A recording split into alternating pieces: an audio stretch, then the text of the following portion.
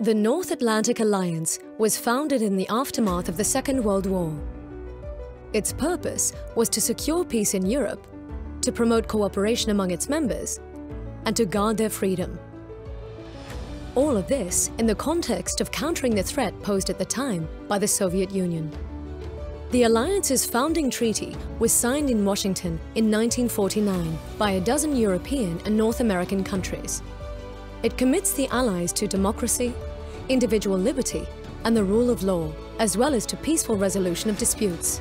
Importantly, the treaty sets out the idea of collective defense, meaning that an attack against one ally is considered as an attack against all allies. The North Atlantic Treaty Organization, or NATO, ensures that the security of its European member countries is inseparably linked to that of its North American member countries. The organization also provides a unique forum for dialogue and cooperation across the Atlantic. The alliance started with 12 member countries in 1949. However, the founding treaty allows for other European nations to join the alliance, as long as all existing allies agree. Any prospective member must share NATO's core values and have the capacity and willingness to contribute to security in the Euro-Atlantic area. Today, NATO has 30 members who are stronger and safer together. For 7 decades, NATO has ensured peace within its territory. While threats and the way NATO deals with them have evolved over time, the purpose, values, and founding principles of the alliance do not change. For its first 4 decades, the Cold War defined the alliance. Collective defense was NATO's main role.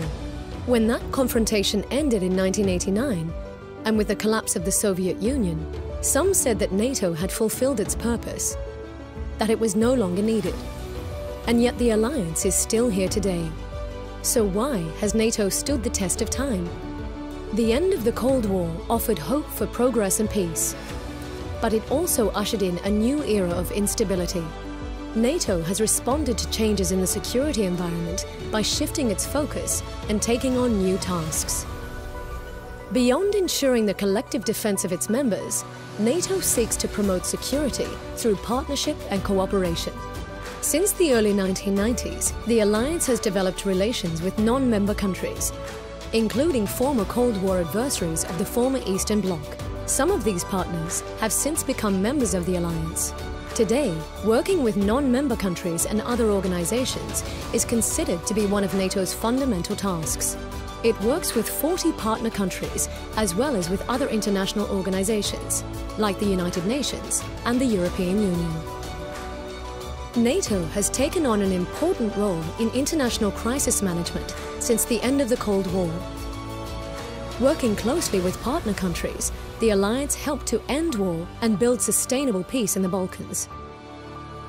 In the wake of the 9/11 terrorist attacks on the United States, allies and partners deployed forces to Afghanistan to help bring stability. During the Arab Spring, NATO led an air campaign over Libya to protect civilians being targeted by the Gaddafi dictatorship. At sea, NATO and its partners have helped to prevent piracy off the Horn of Africa and are cooperating to fight terrorism in the Mediterranean Sea. NATO has also supported international efforts to stem illegal migration and human trafficking in the Aegean Sea. Today, we face a much broader range of threats than in the past. To the east, Russia has become more assertive with the illegal annexation of Crimea and destabilization of eastern Ukraine, as well as its military buildup close to NATO's borders. To the south, the security situation in the Middle East and Africa has deteriorated, causing loss of life, fueling large-scale migration flows, and inspiring terrorist attacks. NATO is responding by reinforcing its deterrence and defense posture, as well as supporting international efforts to project stability and strengthen security outside NATO territory. We are also confronted with the spread of weapons of mass destruction, cyber attacks, and threats to energy supplies, as well as environmental challenges with security implications. These challenges are too big for any one country or organization to handle on its own. So NATO is working closely with its network of partners to help tackle them.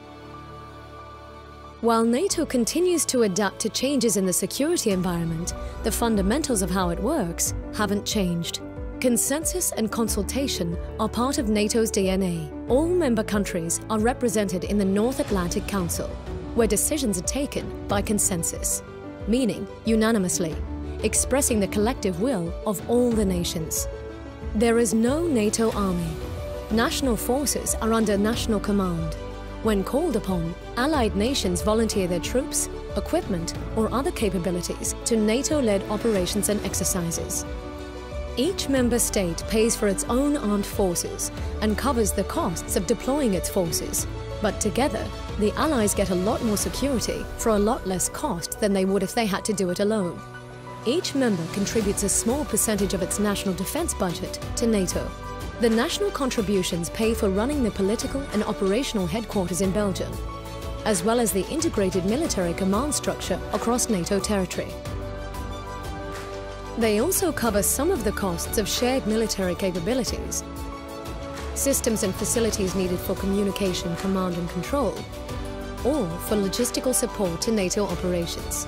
Other multinational capability projects are funded by groups of allies.